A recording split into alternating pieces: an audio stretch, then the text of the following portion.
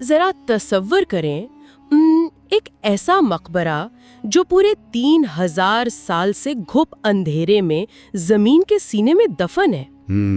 3000 سال ایک بہت طویل عرصہ ہے۔ بالکل، ہر طرف دھول، خاموشی اور بس چٹانوں کا بوجھ، اور پھر اچانک 3 صدیوں کے بعد اس کے پتھریلے دروازے میں ایک چھوٹا سا سوراخ کیا جاتا ہے۔ اور اس ایک سوراخ نے تاریخ بدل دی۔ ایسا ہی ہے، اس سوراخ سے اندر جھانکنے پر جو منظر سامنے آتا ہے نا، وہ ایک لمحے میں پوری دنیا میں حیرت اور پھر ایک ایسے پراسرار خوف کی لہر دوڑا دیتا ہے جس کا اثر آج تک محسوس کیا جاتا ہے۔ بے شک، جسے ہم توتن خامن کے طلسم کے نام سے جانتے ہیں۔ جی بالکل، فرعون کی بد دعا۔ آج کے اس تفصیلی جائزے میں ہم تاریخی حوالوں، واقعاتی شواہد اور جدید سائنسی تحقیقات کی بنیاد پر یہ کھوج لگائیں گے کہ اس ساری سنسنی خیزی کے پیچھے کیا واقعی کوئی مافوق الفطرت طاقت تھی، یا پھر یہ محض خوف اور افواہوں کا ایک شاہکار تھا۔ ہاں نا، چلیں پھر اس پوری کہانی کی تہیں کھولتے ہیں۔ اچھا، یہ کہانی واقعی ہر لحاظ سے کمال کی ہے۔ یعنی اگر ہم اس واقعے کو ذرا وسیع تر تناظر میں دیکھیں تو یہ بات صرف آثار قدیمہ، میرا مطلب ہے پرانی قبروں کی کھدائی تک محدود نہیں رہتی۔ تو پھر آپ کے خیال میں اس کا اصل پہلو کیا ہے؟ دیکھیں، یہ دراصل انسانی نفسیات کے کام کرنے کے انداز، معلومات کے پھیلنے کی رفتار اور سب سے بڑھ کر توہم پرستی کی ایک انتہائی زبردست مثال ہے۔ کیسے؟ یہ واقعہ ہمیں بتاتا ہے کہ جب انسانی ذہن کو کسی پیچیدہ چیز کی سمجھ نہیں آتی تو وہ کیسے بڑی آسانی سے اس کے گرد ایک مافوق الفطرت خول چڑھا کر خود کو مطمئن کر لیتا ہے۔ یہ تو ایک بہت دلچسپ زاویہ ہے۔ میں سوچ رہی تھی کہ اس نام نماد طلسم کی بات کرنے سے پہلے یہ سمجھنا بہت ضروری ہے کہ یہ دریافت بذات خود کتنی حیران کن تھی۔ بالکل، اور کن حالات میں ہوئی۔ ہاں، اس دریافت کے پیچھے ہاورڈ کارٹر نامی ایک برطانوی ماہر آثار قدیمہ کی انتھک محنت تھی۔ اور حیرت کی بات یہ ہے کہ کارٹر کوئی بہت پڑھے لکھے ایلیٹ طبقے سے نہیں تھے۔ صحیح، وہ آکسفورڈ یا کیمبرج کے گریجویٹ نہیں تھے؟ نہیں، بالکل نہیں۔ ان کے والد ایک عام سے جانوروں کے پینٹر تھے جو امیروں کے پالتو جانوروں کی تصویریں بناتے تھے۔ کارٹر کا بچپن اتنی بیماریوں میں گزرا کہ انہیں کبھی باقاعدہ اسکول تک نہیں بھیجا جا سکا۔ یہ پس منظر جاننا اس لیے بھی اہم ہے نا، کیونکہ اس دور کی آثار قدیمہ کی دنیا میں ڈگریوں کا بہت عمل دخل تھا۔ بالکل، اور ان کے پاس کوئی ڈگری نہیں تھی، انہیں وراثت میں صرف پینٹ برش ملا تھا۔ لیکن ان کے پاس ایک ایسا جنون تھا جس نے انہیں مصر کے تپتے صحراؤں میں لا کھڑا کیا، اور ظاہر ہے اس جنون کو حقیقت کا روپ دینے کے لیے پیسے چاہیے تھے، جو انہیں لارڈ کارنارون دے رہے تھے۔ ایسا ہی ہے، انگلینڈ کے یہ انتہائی متمول شخص لارڈ کارنارون پچھلے 15 سالوں سے کارٹر کی مہمات پر اپنا پیسہ پانی کی طرح بہا رہے تھے۔ ایک اندازے کے مطابق انہوں نے لگ بھگ 50,000 پاؤنڈز خرچ کر دیے تھے۔ ارے واہ، 50,000 پاؤنڈز! اگر آج کے مہنگائی کے حساب سے دیکھیں تو یہ کوئی 50-60 کروڑ روپے بنتے ہیں۔ بالکل، اور اتنی خطیر رقم اور 15 سال کی محنت کے بعد نتیجہ کیا تھا؟ ہاتھ بالکل خالی تھے۔ ظاہر ہے کوئی بھی شخص اتنے سال اور اتنی رقم ضائع کرنے کے بعد صبر کا دامن تو چھوڑ ہی دے گا۔ یہی وہ مقام تھا جہاں کارٹر نے الٹیمیٹم دے دیا۔ ہاں، انہوں نے صاف کہہ دیا کہ یہ آخری سیزن ہے۔ بالکل، کہ بھائی اگر اب مصر کی ریت سے کچھ نہ ملا تو فنڈنگ ہمیشہ کے لیے بند۔ اور اس وقت وادی ملوک یعنی ویلی آف دا کنگز کے بارے میں عام خیال یہی تھا کہ وہاں دریافت کرنے کو کچھ بچا ہی نہیں ہے۔ کیونکہ 60 قبریں پہلے ہی مل چکی تھیں اور لٹیروں نے انہیں صدیوں پہلے لوٹ لیا تھا۔ صحیح، لیکن پھر 4 نومبر 1922 کی صبح وہ خاموشی ٹوٹی۔ مزدوروں کو چٹان میں کٹی ہوئی کچھ سیڑھیاں ملیں اور کارٹر نے فوراً کھدائی کا حکم دیا۔ اور جب 16 سیڑھیاں صاف ہوئیں تو سامنے ایک بند دروازہ تھا جس پر موت کے دیوتا انوبس کی شاہی مہر لگی تھی۔ بالکل، اور وہ مہر اس بات کا حتمی ثبوت تھی کہ اندر شاہی خاندان کی کسی فرد کی قبر ہے، اور سب سے بڑی بات یہ تھی کہ وہ دروازہ محفوظ تھا۔ 26 نومبر کا دن تو بس آثار قدیمہ کی تاریخ میں امر ہو گیا۔ میں تو بس سوچتی ہوں کہ جب کارٹر نے اس دروازے میں چھوٹا سا سوراخ کیا ہوگا تو کیسا لگا ہوگا۔ 3000 سال پرانی بند ہوا کا ایک جھونکا باہر آیا، اس کی موم بتی کی لو پھڑپڑائی۔ اور پیچھے لارڈ کارنارون سے صبر نہیں ہو رہا تھا، انہوں نے بےتابی سے پوچھا، کیا تمہیں کچھ دکھائی دے رہا ہے؟ جس پر کارٹر نے وہ تاریخی جملہ کہا، حیرت انگیز چیزیں۔ Wonderful things. یہ تو ایسا ہے جیسے کوئی پرانا ٹائم کیپسول کھول لے۔ وہاں سے تقریباً 5398 اشیاء برآمد ہوئیں۔ ان چیزوں کی فہرست ہی انسان کو دنگ کر دیتی ہے۔ مطلب 10 کلو خالص سونے کا بنا موت کا ماسک، اور وہ خنجر جو زمین کے لوہے سے نہیں بلکہ خلا سے گرے ہوئے شہابیے یعنی میٹورائٹ کے لوہے سے بنا تھا۔ ارے واہ، ٹھوس سونے کا کابوت، اور ایک اور عجیب چیز تھی، 130 کے قریب چلنے والی چھڑیاں۔ چھڑیاں۔ لیکن دیکھیں، جہاں تاریخ کی اس اتنی بڑی دریافت نے جنم لیا، وہیں سے ایک اندیکھے خوف کا بھی آغاز ہوا۔ ہاں، کارٹر کی وہ پالتو سنہری چڑیا ہے نا، کینری۔ بالکل۔ دریافت کے کچھ ہی دن بعد کارٹر کے اسسٹنٹ نے گھر سے ایک عجیب سی آواز سنی۔ جب پنجرے کی طرف دیکھا تو اندر ایک زہریلا کوبرا گھسا ہوا تھا، اور وہ سنہری چڑیاں اس کے منہ میں مردہ حالت میں تھی۔ مقامی مصری مزدوروں کے لیے یہ منظر اپنے آپ میں انتہائی خوفناک تھا۔ ان کے نزدیک کوبرا صرف ایک عام سانپ نہیں تھا، شاہی خاندان کی علامت تھا وہ۔ بالکل، حاکمیت اور بادشاہ کی حفاظت کی علامت۔ فرعون کے تاج پر سامنے کی طرف کوبرا ہی تو بنا ہوتا تھا، جو دشمنوں پر آگ برسانے کی علامت تھا۔ تو مزدوروں نے فوراً یہ نتیجہ نکال لیا کہ مرے ہوئے بادشاہ کے محافظ کوبرا نے پہلا انتقام لے لیا ہے۔ وہیں سے خوف کی نفسیات نے جڑ پکڑنا شروع کر دی۔ یہ بات سمجھ میں آتی ہے، لیکن ایک سوال ہے۔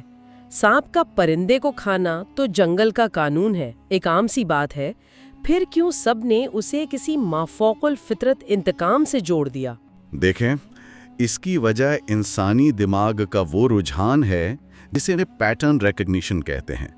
دماغ بظاہر بے ترتیب واقعات کو جوڑ کر کہانی بنانے کا عادی ہوتا ہے۔ اور جب بات فرعون اور موت کی ہو تو انسان ڈرامٹک بیانیہ کھڑا کرنے کے لیے تیار بیٹھا ہوتا ہے۔ بالکل۔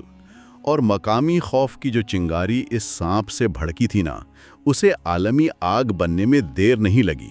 یہ آگ تب بے قابو ہوئی جب فنڈنگ کرنے والے لارڈ کارنارون خود ایک پراسرار موت کا شکار ہو گئے۔ ہاں، یہ کہانی کا وہ حصہ ہے جہاں سے عالمی میڈیا نے اس طلسم کو ایک منافع بخش کاروبار بنا لیا۔ مطلب 6 مارچ 1923 کو انہیں ایک مچھر نے کاٹا تھا، اور اگلے دن شیو کرتے ہوئے اسی دانے پر اس طرح سے کٹ لگ گیا۔ مصر کی شدید گرمی اور مقامی مکھی اس کھلے زخم پر بیٹھ گئی، جس سے خون میں انفیکشن پھیل گیا۔ انہیں تیز بخار ہوا۔ ڈاکٹرز نے منع کیا تھا کہ شراب مت پینا، لیکن لارڈ صاحب نے اپنی منگوائی دی وائن پینا جاری رکھی، جس سے ان کا مدافعتی نظام کمزور ہو گیا، اور بالآخر 5 اپریل کی رات 1:55 پر قاہرہ کے ایک ہوٹل میں ان کی موت ہو گئی۔ اب موت تو ایک طبی حقیقت تھی، لیکن اس کے ساتھ جو اتفاقات جوڑے گئے انہوں نے دنیا کو ہلا کے رکھ دیا۔ جیسے وہ خبر کہ موت کے عین اسی وقت پورے قاہرہ شہر کی بجلی گل ہو گئی۔ بالکل۔ اور اس سے بھی عجیب بات یہ رپورٹ ہوئی کہ انگلینڈ میں ان کی پالتو کتیا سوزی، اس نے اچانک چیخنا شروع کر دیا اور اسی لمحے اس نے بھی دم توڑ دیا۔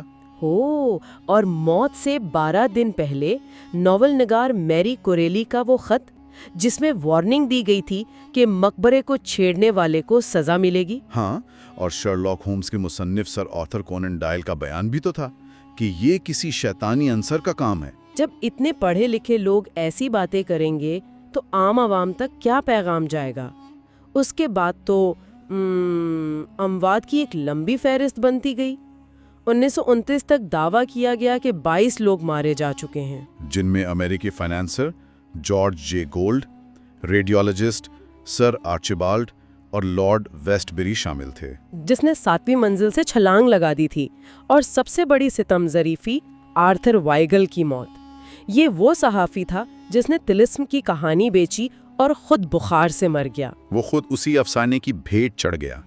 میڈیا کے لیے تو یہ لاٹری نکلنے جیسا تھا، ہر موت پر صفحہ اول کی سرخیاں لگتی۔ اس سارے خوف کو سمجھنے کے لیے میرے ذہن میں ایک مثال آتی ہے، جیسے آج کل فائنانس کے نظام کام کرتے ہیں۔ جب کسی کا لون مسترد ہوتا ہے تو وہ اسے بدقسمتی سے جوڑتا ہے، کیونکہ اسے کریڈٹ سکور کیلکولیٹ کرنے والے پیچیدہ الگوریدم کی سمجھ نہیں ہوتی۔ بالکل۔ جب ہم سسٹم کا میکینزم نہیں سمجھ پاتے تو ہم اپنی تسلی کے لیے ایک فرضی وجہ گھڑ لیتے ہیں۔ 1920 میں بھی یہی ہو رہا تھا۔ لوگوں کو میڈیکل وجوہات، بیکٹیریا اور انفیکشن کے تیزی سے پھیلنے کا علم نہیں تھا۔ تو انہوں نے طلسم کا لبادہ اوڑھ لیا۔ انسان ہمیشہ اس چیز سے ڈرتا ہے جو اس کی سمجھ سے باہر ہو۔ اور اخبارات نے اس لا علمی کا خوب فائدہ اٹھایا۔ مارننگ پوسٹ نامی اخبار نے تو حد ہی کر دی تھی نا۔ بالکل، جب ڈاکٹروں نے ممی کا پوسٹ مارٹم کیا تو مارننگ پوسٹ نے خبر چھاپی کہ ممی کے گال پر اسی جگہ زخم کا نشان ہے جہاں کارنارون کو مچھر نے کاٹا تھا، جو کہ سراسر جھوٹ تھا۔ اور اس کی وجہ صرف یہ تھی کہ کوریج کے رائٹس دی ٹائمز اخبار کے پاس تھے۔ کاروباری دشمنی میں انہوں نے یہ جھوٹ گھڑا۔ اچھا، تو مطلب یہ کوئی مافوق الفطرت طاقت نہیں تھی، بس اخباروں کی سرکولیشن بڑھانے کی جنگ تھی۔ لیکن یہ جاننے کے لیے کہ کیا واقعی کوئی فرعون بددعا دے رہا تھا، ہمیں دیکھنا ہوگا کہ توتن خامن اصل میں تھا کون۔ اور جب تاریخ کے اوراق پلٹتے ہیں تو کہانی کا دردناک رخ سامنے آتا ہے۔ اس کی زندگی کسی انتقامی طلسم کے بجائے ایک المیہ پر مبنی ہے۔ 1329 قبل مسیح کی بات ہے نا؟ اس کے والد اکھیناتن نے پورے مصر کا مذہبی نظام اکھاڑ پھینکا تھا۔ ہاں، پرانے دیوتاؤں پر پابندی لگا کر صرف ایک خدا کی پوجا متعارف کرائی، جس سے پورے مصر میں شدید بغاوت، معاشی تباہی اور انتشار پھیل گیا۔ اور اس تباہی کے بیچ محض 8-9 سال کے بچے کو مصر کے تخت پر بٹھا دیا گیا، جو توتن خامن تھا۔ اس نے پرانے دیوتا بحال کرنے کی کوشش کی، لیکن وہ خود زیادہ دیر زندہ نہ رہ سکا۔ 18-19 سال کی عمر میں اس کی موت ہو گئی۔ 1968 کے ایکس رے میں اس کی کھوپڑی پر ایک نشان ملا تو دنیا کو لگا کہ اسے قتل کیا گیا ہے۔ لیکن جدید میڈیکل سائنس نے اور ہی حقائق ثابت کیے۔ قدیم مصری شاہی خاندانوں میں قریبی رشتوں میں شادیاں عام تھیں، جس کی وجہ سے جینیاتی خرابیاں پیدا ہو گئیں۔ بالکل، توتن خامون پیدائشی طور پر شدید معذور تھا۔ اسے طبی زبان میں کلب فٹ نامی بیماری تھی۔ اس کے پاؤں اندر کی طرف مڑے ہوئے تھے۔ یہاں کتنا بڑا تضاد سامنے آتا ہے نا، مطلب پوری دنیا ایک طاقتور، غضبناک، جادوئی فرعون کا تصور کر رہی تھی جو قبر سے نکل کر جانے لے رہا ہے، اور حقیقت میں وہ ایک کمزور، بیمار نوجوان تھا جو ایک چھڑی کے بغیر چل بھی نہیں سکتا تھا۔ اور یہی وجہ ہے کہ اس کے مقبرے سے 130 چلنے والی چھڑیاں ملی تھیں۔ ان پر استعمال کے واضح نشانات تھے۔ اس کے علاوہ اسے ہڈیوں کی بیماری اور ملیریا بھی تھا۔ فرضی طلسم کے افریت اور تاریخ کے اس لاچار مریض میں کتنا فرق ہے۔ اور سب سے بڑا المیہ یہ ہے کہ اس کی موت کے بعد پجاریوں نے اسے ایک ناکام مذہبی باغی کا بیٹا سمجھ کر اس کا نام ہر ریکارڈ سے مٹا دیا۔ اور حیرت کی بات یہ ہے کہ اسی گمنامی کی وجہ سے اس کا مقبرہ بچ گیا۔ لٹیروں کو پتہ ہی نہیں تھا کہ وہ کہاں ہے۔ بالکل، 3000 سال تک محفوظ رہا۔ تو اب جب یہ واضح ہو گیا کہ بادشاہ کون تھا، تو وقت آ گیا ہے کہ اس کی قبر کے باہر لکھی مبینہ خوفناک وارننگ اور اموات کا سائنسی پوسٹ مارٹم کیا جائے، وہ جو مٹی کی تختی کا دعویٰ تھا۔ وہ تختی مکمل طور پر جھوٹی تھی۔ ایسے الفاظ کسی قدیم مصری رسم الخط میں موجود ہی نہیں۔ تو پھر یہ افواہ کہاں سے آئی؟ دہائیوں بعد سیکیورٹی انچارج رچرڈ ایڈمنسن سے جب پوچھا گیا تو اس نے بتایا کہ ایک صحافی نے بد دعاؤں کے بارے میں پوچھا تھا اور رچرڈ نے بس جان چھڑانے کے لیے مسکرا دیا تھا۔ کیا بات کر رہے ہیں؟ مطلب صرف ایک مسکراہٹ پر اتنی بڑی جھوٹی کہانی گڑھ لی گئی؟ بالکل، صحافیوں کو اور چاہیے کیا تھا۔ لیکن پھر وہ عجیب اتفاقات، قاہرہ کی بجلی اور کتے کی موت۔ 1920 کی دہائی میں قاہرہ میں بجلی جانا ایک معمول تھا، اور جہاں تک سوزی کی موت کی بات ہے، ٹائم زون ہی میچ نہیں کرتے۔ کارنارون قاہرہ کے وقت کے مطابق رات 1:55 پر مرے، جبکہ انگلینڈ میں آدھی رات تھی، جبکہ سوزی کی موت صبح 4 بجے رپورٹ ہوئی۔ وقت ملتا ہی نہیں۔ اور یاد رہے کہ لارڈ کارنارون پہلے ہی کئی سالوں سے بیمار تھے۔ 1923 میں پینسلین جیسی اینٹی بائیوٹک بھی ایجاد نہیں ہوئی تھی۔ ہاں، ایک مچھر اور مکھی کا انفیکشن جان لیوا ثابت ہونے کے لیے کافی تھا۔ پھر 1963 میں ڈاکٹر عزالدین طہا کی سائنسی تحقیق آئی جس نے حیاتیاتی زاویے سے معمہ حل کیا۔ انہوں نے ثابت کیا کہ مقبروں کی فضا میں ایسپرگلس نائگر نامی فنگس زندہ رہتی ہے۔ مطلب 3000 سال تک فنگس زندہ رہ سکتی ہے؟ اس کے بیج یا سپورز اندھیرے مقبروں میں خامیدہ حالت میں رہ سکتے ہیں۔ जब हवा को गुजर होता है तो ये उड़ने लगते हैं और फेफड़ों में शदीद इन्फेक्शन करते हैं, जिसका इलाज आज मुमकिन है। लेकिन देखें तो हम परस्ती की इंतहा, डॉक्टर तहा ने प्रेस कॉन्फ्रेंस की और फिर एक कार एक्सीडेंट में मारे गए, तो लोगों ने इसे नया तिलिस्म करार दे दिया। हालांकि अगर सिक्के को 100 बार उछालें तो अपनी मर्जी का रुख तो दिखाएगा ही ना। मीडिया ने उन दर्जनों लोगों को नजरअंदाज कर दिया जो तभी उम्र पूरी करके मरे। सिर्फ उनकी अमवात बेची जो जल्दी मर गए। डॉक्टर ताहा का एक्सीडेंट अफसोसनाक है, लेकिन माफोकुल फितरत जादू नहीं। इसे साइंस में कन्फर्मेशन बायस या तस्दीकी तअस्सुब कहते हैं। 2002 में ब्रिटिश मेडिकल जर्नल ने एक स्टडी शाये की। 44 मगरिबी लोगों का डेटा निकाला और पता चला कि मकबरे में जाने वालों की औसत उम्र 73 साल थी, जो उस दौर की मुतवक्का उम्र से कहीं ज्यादा थी।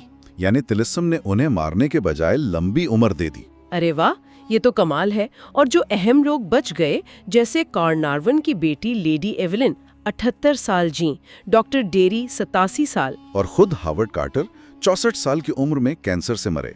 वो हमेशा हंसकर कहते थे, मैं तो अभी भी जिंदा हूँ। तो इस सारे तजजिए से हम यही सीखते हैं ना कि तनकीदी सोच कितनी ज़रूरी है। ये कोई तिलिस्म नहीं था, बस एक हिम्मत ना हारने वाला माहिर आसार कदीमा था, एक माजूर बादशाह था और एक जालिम मीडिया इंडस्ट्री थी। यही इस वाक़े की वाहिद हकीकत है। बिल्कुल। और चले गुफ्तगू समेटते हुए मेरे जहन में एक ख्याल आ रहा है। कदीम मिस्रियों का अकीदा था ना कि इंसान उस दिन नहीं मरता जब उसकी सांस रुकती है, बल्कि तब मरता है जब उसका नाम लेने वाला कोई ना रहे। बिल्कुल, नाम ही अब्दी जिंदगी की चाबी है। तूतन खामन के दुश्मनों ने जानबूझकर उसका नाम हर जगह से मिटा दिया था, लेकिन फिर कार्टर ने उसे ढूंढ निकाला और मीडिया के उस झूठे तलस्सम ने उसे दुनिया का मशहूर तरीन फिरौन बना दिया। ये एक अजीब इत्तेफाक है। हाँ ना, ये सोचने पर मजबूर करता है कि क्या उस मकबरे का असल जादू बद्दुआ था या फिर हादसाती तौर पर ही सही इस वाक़े ने तूतन खामन को वो अबदी जिंदगी अता कर दी जिसकी तलाश में मिस्र का हर फिरौन रचता था। आज पूरी दुनिया उसका नाम जानती है और वो हमेशा के लिए अमर हो गया है।